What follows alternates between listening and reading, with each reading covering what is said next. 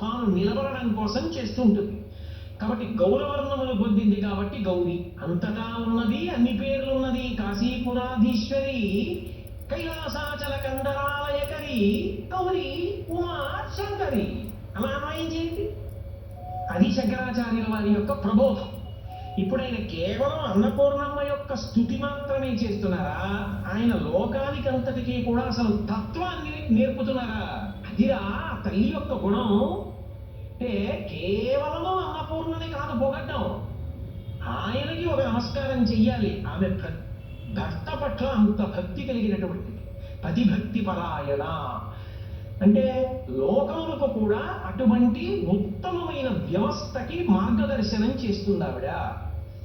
శంకరుడు అర్ధశరీరాన్ని ఇచ్చి ఆమెని గౌరవించాడు. అన్ని చోట్ల అందరి దంపతులు అలా ఉండండి ప్రేమతో. కాబట్టి గౌరీ ఉమా, గౌరీ ఉమా అంటే కలిసిపోయింది కాబట్టి ఉమా.